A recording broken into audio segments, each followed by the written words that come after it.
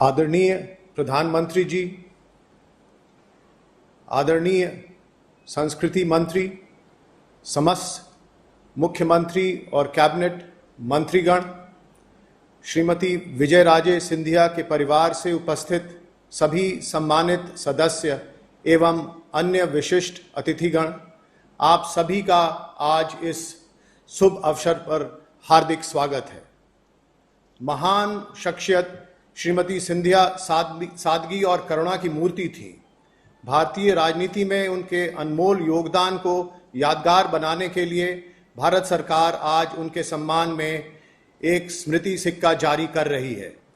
इस अवसर पर संस्कृति राज्य मंत्री आदरणीय श्री प्रहलाद सिंह जी पटेल से आग्रह है कि आप अपने संबोधन के साथ कार्यक्रम का शुभारंभ करें। आदरणीय संस्कृति मंत्री। पूज्य राजमाता विजय राजे सिंधिया जी की जन्म शताब्दी वर्ष के पूर्ण होने के इस शुभ अवसर पर भारत सरकार ने 100 रुपये का स्मृति सिक्का जारी करने का निर्णय दिया था। इस अवसर पर हमारे दूरदर्शी एवं संकल्प के धनी माननीय प्रधानमंत्री जी के द्वारा इस सिक्के के लोकार्पण में अपनी उपस्थिति की स्वीकृति प्रदान की, यह हम सब के लिए गौरव एवं गर्व का क्षण है। मैं माननीय प्रधानमंत्री जी का संस्कृति मंत्रालय एवं मेरी ओर से हार्दिक स्वागत एवं अभिनंदन करता हूं। देश के राज्यों से 100 से अधिक स्थानों से पूज्य राजमाता साहब का सानिध्य पाने वाले महानुभाव जुड़े हैं।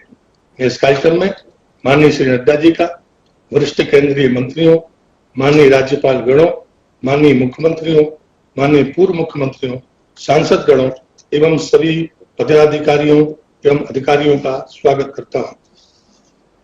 हम भाग्यशाली हैं कि राजमाता साहब का हमारी पीढ़ी को सानिध्य मिला। उन क्षणों को हम सभी साथी कभी भुला नहीं सकते। राजमाता जी के पास धन, पद और प्रतिष्ठा सब कुछ था, लेकिन अहंकार शून्य, ममत्व से भरा, सहज, सरल, सौम्य जीवन ही उनकी पहचान है। जो भी मिला वह उनसे प्रभावित हुए नहीं रह सका। मैंने पारस पत्थर तो नहीं देखा, और राजमाता को देखकर लगता था कि वे कार्यकर्ता से मिलती थी तो उसमें अपने स्नेह से उत्साह और ऊर्जा भर देती थी, और वह कार्यकर्ता स्वच्छता की राजनीति का नेतृत्व उस कार्यकर्ता के जीवन का संकल्प हो जाता था। मुझे आज भी स्मरण है, पहली बार जब 1987 में हमारी एक विशाल रैली की सफलता के बाद जब उन तक ये समाचार पहुंचाए गए, वो अखबारों के माध्यम से पहुंचे थे कि शायद कुछ लोग बिगड़ टिकट आए होंगे, वो प्लांट समाचार थे। हम लोग जो अपनी बात कह रहे थे तो उनकी प्रेम की डांट हमने सुनी, लेकिन जवाब हमारे पास यही था। लेकिन तब नाना जी वहां पहुंचे और उन्होंने जो बात को स्पष्ट किया, वही डांट उस ममत्व भरे प्रेम में बदल गई, और हम सबके सिर पर वो प्रेम का हाथ ऐसा फेरा गया, वो ममत्व आज भी हमारी पूरी टीम भूल नहीं सकती। और इसलिए मैं मानता हूं कि ऐसे व्यक्तित्व को के प्रति भारत सरकार ने जो फैसला किया, विशेषकर आदरणीय प्रधानमंत्री जी ने जो इस अवसर पर अपनी उपस्थिति दी है, मैं फिर से उनका स्वागत करता हूं और अभिनंदन करता हूं और प्रार्थना करता हूं कि उस सिक्के को जारी करने की कृपा करें। धन्यवाद सर। अब मैं आदरणीय प्रधानमंत्री जी से सादर अनुरोध करता हूं कि वे श्रीमती विजया राजे सिंधिया की स्मृति में सिक्का जारी करके कार्यक्रम को यादगार बनाएं। आदरणीय प्रधानमंत्री।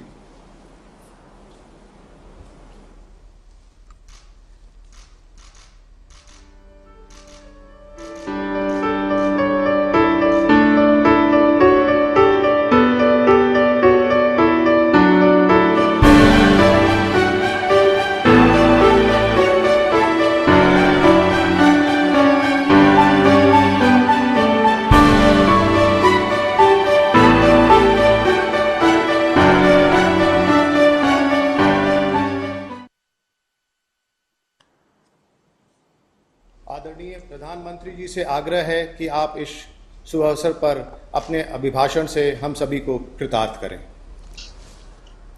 नमस्कार। केंद्रीय मंत्रिमंडल के मेरे सभी सहयोगी गण,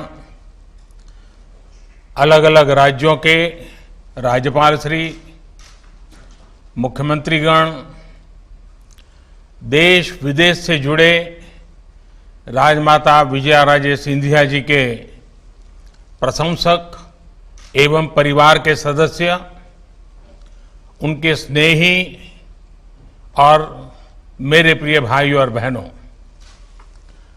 आज यहां इस कार्यक्रम में आने से पहले मैं विजयराजे जी की जीवनी को जरा खंगाल रहा था। कुछ पन्नों पर मेरी नजर गई। उसमें एक प्रसंग है एकता यात्रा का, जिसमें उन्होंने मेरा परिचय गुजरात के युवा नेता नरेंद्र मोदी के तौर पर करवाया है। आज इतने वर्षों बाद उनका वही नरेंद्र देश का प्रधान सेवक बनकर उनकी अनेक स्मृतियों के साथ आज आपके सामने है। आपको पता होगा, जब कन्याकुमारी से कश्मीर एक यात्रा का प्रारंभ हुआ था डॉक्टर मुरली मनोहर जोशी जी के नेतृत्व में, और मैं व्यवस्था देखता था। राजमाता जी उस कार्यक्रम के लिए कन्याकुमारी आई थी और बाद में जब हम श्रीनगर जा रहे थे तो जम्मू में विदाई देने भी आई थी, और उन्होंने लगातार हमारा हौसला बुलंद किया था। तब हमारा सपना था लाल चौक में तिरंगा झंडा फहराना। हमारा मकसद था धारा 370 से मुक्ति मिल जाए। राजमाता जी ने उस यात्रा को विदाई दी थी। जो सपना था वो पूरा हो गया। आज जब मैं पुस्तक में और भी चीजें देख रहा था, पुस्तक में एक जगह उन्होंने लिखा है, एक दिन ये शरीर यहीं रह जाएगा, आत्मा जहां से आई है वहीं चली जाएगी। शून्य से शून्य में स्मृतियां रह जाएगी। अपनी इन स्मृतियों को मैं उनके लिए छोड़ जाऊंगी जिनसे मेरा सरोकार रहा है, जिनकी मैं सरोकार रही हूं। आज राजमाता जी जहां भी है, हम सबको देख रही हैं, हमें आशीर्वाद दे रही हैं। हम सभी लोग जिनका उनसे सरोकार रहा है, जिनकी वो सरोकार रही हैं, वो यहां इस विशेष कार्यक्रम में कुछ लोग पहुंच भी पाए हैं और मौजूद भी हैं, और देश के अनेक भागों में, कोने कोने में आज ये अवसर वर्चुअली मनाया जा रहा है। हम में से कई लोगों को उनसे बहुत करीबी से जुड़ने का, उनकी सेवा, उनके वात्सल्य को अनुभव करने का सौभाग्य मिला है। आज उनके परिवार के, उनके निकट संबंधी इस कार्यक्रम में हैं, लेकिन उनके लिए हम सब, हर देशवासी उनका परिवार ही था। राजमाता जी कहती भी थी, मैं एक पुत्र की नहीं, मैं तो सहस्त्रों पुत्रों की मां हूं। उनके प्रेम में आकंठ डूबी रहती हूं। हम सब उनके पुत्र पुत्रियां ही हैं, उनका परिवार ही है, और इसलिए ये मेरा बहुत बड़ा सौभाग्य है कि मुझे राजमाता विजयाराजे सिंधिया जी की स्मृति में 100 रुपये के विशेष स्मारक सिक्के का विमोचन करने का अवसर मिला है। हालांकि मैं खुद को आज बंधा हुआ महसूस कर रहा हूं, बहुत बंधा हुआ महसूस कर रहा हूं। क्योंकि मैं जानता हूं कि अगर कोरोना महामारी नहीं होती तो आज इस कार्यक्रम का स्वरूप कितना बड़ा, कितना भव्य होता। लेकिन ये बात मैं जरूर मानता हूं, जितना मेरा राजमाता साहब के साथ संपर्क रहा है, कार्यक्रम भव्य तो नहीं कर पा रहे हैं, लेकिन ये कार्यक्रम दिव्य जरूर है, उसमें दिव्यता है। साथियों, पिछली शताब्दी में भारत को दिशा देने वाले कुछ एक व्यक्तित्वों में राजमाता विजयाराजे सिंधिया भी शामिल थी।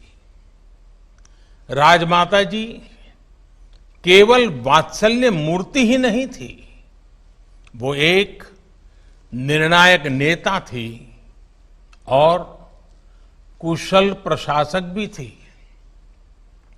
स्वतंत्रता आंदोलन से लेकर आजादी के इतने दशकों तक भारतीय राजनीति के हर अहम पड़ाव की वो साक्षी रही। आजादी से पहले विदेशी वस्त्रों की होली जलाने से लेकर आपातकाल और राम मंदिर आंदोलन तक राजमाता के अनुभवों का व्यापक विस्तार रहा है। हम सभी जो उनसे जुड़े रहे हैं, जो उनके करीबी रहे हैं, वो उन्हें भली भांति जानते हैं, उनसे जुड़ी बातों को अच्छी तरह जानते हैं। लेकिन ये भी बहुत जरूरी है कि राजमाता की जीवन यात्रा को, उनके जीवन संदेश को देश की आज की पीढ़ी भी जाने, उनसे प्रेरणा ले, उनसे सीखे। इसलिए उनके बारे में, उनके अनुभवों के बारे में बार बार बात करना आवश्यक है। कुछ दिन पहले मन की बात कार्यक्रम में मैंने बहुत विस्तार से उनके स्नेह पर चर्चा की थी। विवाह से पहले राजमाता जी किसी राज परिवार से नहीं थी, एक सामान्य परिवार से थी। लेकिन विवाह के बाद उन्होंने सबको अपना भी बनाया और ये पाठ भी पढ़ाया कि जन सेवा के लिए, राजकीय दायित्वों के लिए किसी खास परिवार से मैं जन्म लेना ही जरूरी नहीं होता। कोई भी साधारण से साधारण व्यक्ति जिनके भीतर योग्यता है, प्रतिभा है, देश सेवा की भावना है, वो इस लोकतंत्र में सत्ता को भी सेवा का माध्यम बना सकता है। अब कल्पना कीजिए, सत्ता थी, संपत्ति थी, सामर्थ्य था, लेकिन उन सब से बढ़कर जो राजमाता की अमानत थी, वो थी संस्कार, सेवा और स्नेह की सरिता। ये सोच, ये आदर्श उनके जीवन के हर कदम पर हम देख सकते हैं। इतने बड़े राजघराने की मुखिया के रूप में उनके पास हजारों कर्मचारी थे, भव्य महल थे, सभी सुविधाएं थी, लेकिन उन्होंने सामान्य मानवी के साथ, गांव गरीब के साथ जुड़कर जीवन जिया, उनके लिए अपना जीवन समर्पित कर दिया। राजमाता ने साबित किया कि जनप्रतिनिधि के लिए राजसत्ता नहीं, जन सेवा सबसे महत्वपूर्ण है। वो एक राज परिवार की महारानी थी, राजाशाही परंपरा से थी, लेकिन उन्होंने संघर्ष लोकतंत्र की रक्षा के लिए किया।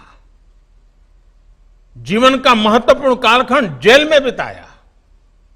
आपातकाल के दौरान उन्होंने जो जो सहा, उसके साक्षी हम में से बहुत से लोग रहे हैं। इमरजेंसी के ही दौरान तिहाड़ जेल से उन्होंने अपनी बेटियों को चिट्ठी लिखी थी। संभवतः उषा राजे जी, वसुंधरा जी, यशोधरा जी, उन सबको ये चिट्ठी याद होगी। राजमाता ने जो लिखा था उसमें बहुत बड़ी सीख थी। उन्होंने लिखा था, अपनी भावी पीढ़ियों को सीना तान कर जीने की प्रेरणा मिले, इस उद्देश्य से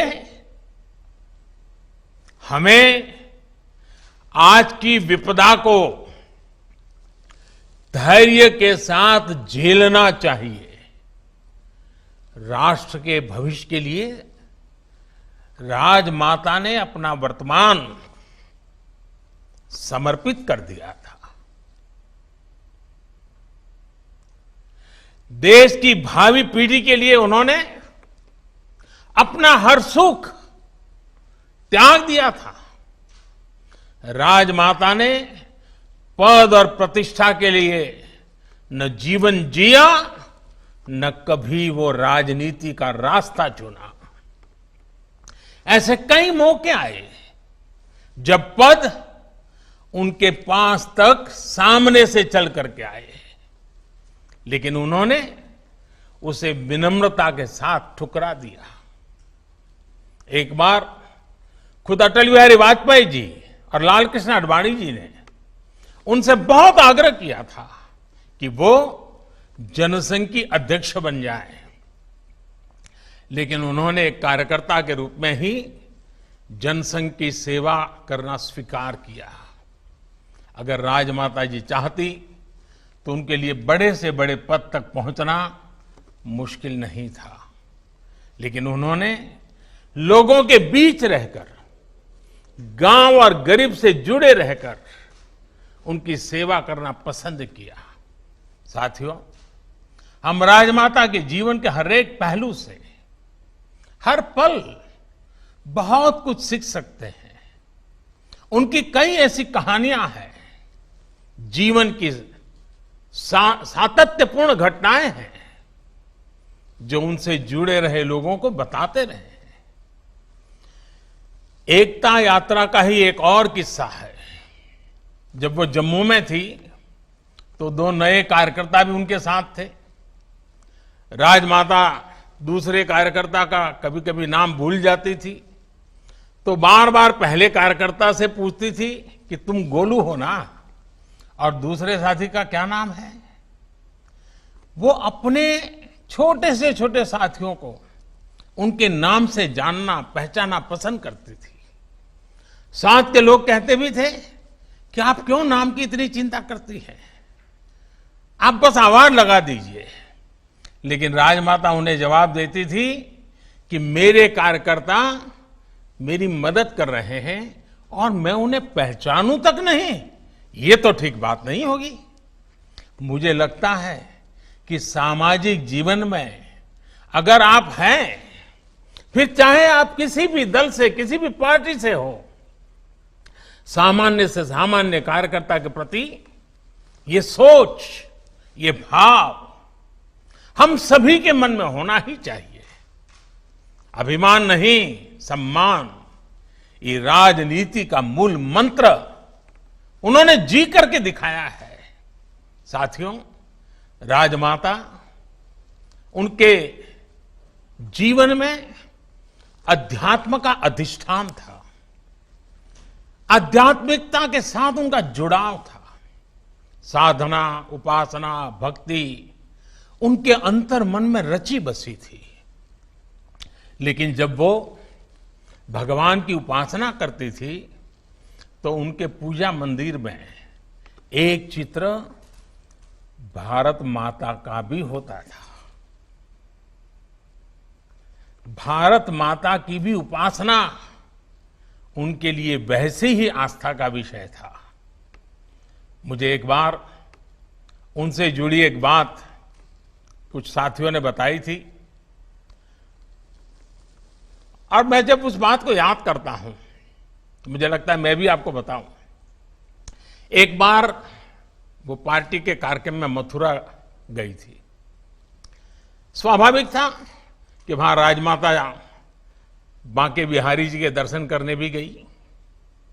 मंदिर में उन्होंने बांके बिहारी जी से जो कामना की उसका मर्म समझना बहुत आवश्यक है।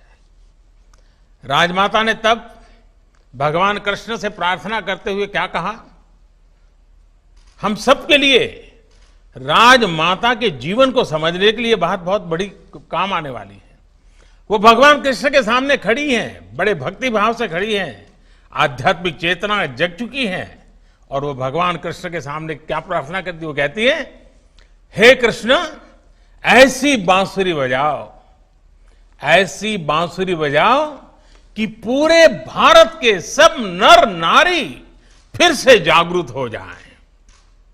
आप सोचिए, अपने लिए कोई कामना नहीं की, जो चाहा देश के लिए चाहा, जन जन के लिए चाहा और वो भी चेतना जगाने की बात की। जो कुछ भी किया देश के लिए किया। एक जागरूक देश के नागरिक क्या कुछ कर सकते हैं वो ये जानती थी, समझती थी। आज जब हम राजमाता जी का जन्म शताब्दी मना रहे हैं, पूर्णता की ओर हैं, तो हमें संतोष है कि भारत के नागरिकों की जागृति को लेकर उनकी जो कामना थी, बांके बिहारी में उनकी जो प्रार्थना थी, वो आज लग रहा है कि धरातल पर चेतना के रूप में अनुभव हो रही है। बीते वर्षों में देश में जो अनेकों परिवर्तन आए हैं, जो अनेकों अभियान और योजनाएं सफल हुई है, उसका आधार ये जन चेतना है, जन जागृति है, जन आंदोलन है। राजमाता जी के आशीर्वाद से देश आज विकास के पथ पर आगे बढ़ रहा है। गांव, गरीब, दलित, पीड़ित, शोषित, वंचित महिलाएं आज देश की पहली प्राथमिकता में है। नारी शक्ति के बारे में तो वो विशेष तौर पर कहती थी कि जो हाथ पालने को झुला सकते हैं वह विश्व पर राज भी कर सकते हैं। आज भारत की यही नारी शक्ति हर क्षेत्र में आगे बढ़ रही हैं, देश को आगे बढ़ा रही हैं। आज भारत की बेटियां फाइटर जेट्स उड़ा रही हैं, नेवी में युद्धक की भूमिकाओं में अपनी सेवाएं दे रही हैं। आज 3 तलाक के खिलाफ कानून बनाकर देश ने राजमाता जी की उस सोच को, नारी सशक्तिकरण के उनके प्रयास को और आगे बढ़ाया है। देश की एकता, अखंडता के लिए कश्मीर, भारत की एकता का सपना के लिए उन्होंने जो संघर्ष किया, जो प्रयास किया, उसका परिणाम आज हम देख रहे हैं। आर्टिकल 370 खत्म करके देश ने उनका बहुत बड़ा सपना पूरा किया है। और यह भी कितना अद्भुत संयोग है कि राम जन्मभूमि मंदिर निर्माण के लिए उन्होंने जो संघर्ष किया था, उनकी जन्म शताब्दी के साल में ही उनका ये सपना भी पूरा हुआ है। और जब राम जन्मभूमि की बात निकली है तो मैं जरूर कहना चाहूंगा कि जब अडवाणी जी सोमनाथ से अयोध्या की यात्रा के लिए चले थे और राजमाता साहब उस कार्यक्रम में रहे, ये हम सबकी भी इच्छा थी और राजमाता जी भी चाहती थी कि ऐसे महत्वपूर्ण अवसर पर उनका होना चाहिए। लेकिन कठिनाई ये थी, उन समय नवरात्रि के पर्व चल रहे थे और राजमाता साहब नवरात्रि में अनुष्ठान करती थी और वो जिस स्थान पर अनुष्ठान करती थी वहां पूरा अनुष्ठान के समय छोड़ती नहीं थी। तो राजमाता साहब से जब मैं बात कर रहा था, उन्होंने कहा देखो भाई मैं तो नहीं आ पाऊंगी लेकिन मुझे आना जरूर है। तो मैंने कहा रास्ता बताइए।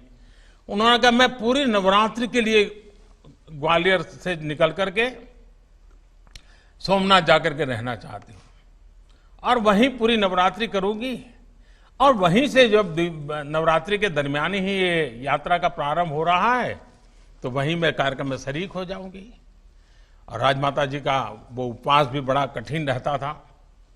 मैं उस समय नया नया राजनीति में आया था, एक कार्यकर्ता के रूप में व्यवस्थाएं देखता था। मैंने राजमाता साहब की सोमनाथ की व्यवस्था संभाली और वो समय था जब मुझे राजमाता साहब के अति निकट आने का अवसर मिला था और मैंने देखा था कि उस समय उनका पूरी पूजा, पूरा नवरात्रि का उनका अनुष्ठान एक प्रकार से ये अयोध्या रथ यात्रा को और राम मंदिर को समर्पित कर दिया था उन्होंने। वो सारी चीजें मैंने अपनी आंखों से देखी थी। साथियों, राजमाता विजया राजे सिंधिया जी के सपनों को पूरा करने के लिए हम सभी को मिलकर इसी गति से आगे बढ़ना है। सशक्त, सुरक्षित, समृद्ध भारत उनका सपना था। उनके इस सपनों को हम आत्मनिर्भर भारत की सफलता से पूरा करेंगे। राजमाता की प्रेरणा हमारे साथ है, उनका आशीर्वाद हमारे साथ है। इन्हीं शुभकामनाओं के साथ मैं आप सभी का बहुत बहुत धन्यवाद करता हूं और राजमाता साहब ने जिस प्रकार का जीवन जिया है, कल्पना कीजिए आज एक तहसील का अध्यक्ष बन जाता है ना, उसका भी मिजाज क्या बन जाता है। और राजमाता इतने बड़े घराना, इतनी बड़ी सत्ता संपत्ति सबके बाद जिन्होंने उनके निकट का देखा है, क्या नम्रता थी, क्या विवेक था, क्या संस्कार थे, जीवन को प्रेरणा देने वाले। आइए हमारी नई पीढ़ी के साथ इन बातों की चर्चा करें। और मुद्दा सिर्फ किसी राजनीतिक दल का नहीं है, ये हमारी आने वाली पीढ़ियों के लिए है। आज भारत सरकार का ये सौभाग्य है कि हमें राजमाता जी के सम्मान में ये सिक्का देश के सामने रखने का अवसर मिला है। मैं फिर एक बार राजमाता जी को आदरपूर्वक नमन करते हुए मेरी वाणी को विराम देता हूं। बहुत बहुत धन्यवाद। बहुत बहुत आभार आदरणीय प्रधानमंत्री जी का, जिन्होंने इस समारोह में शामिल। Subscribe to our channel by clicking the subscribe button. Click the bell button and enjoy the latest uploads from our channel.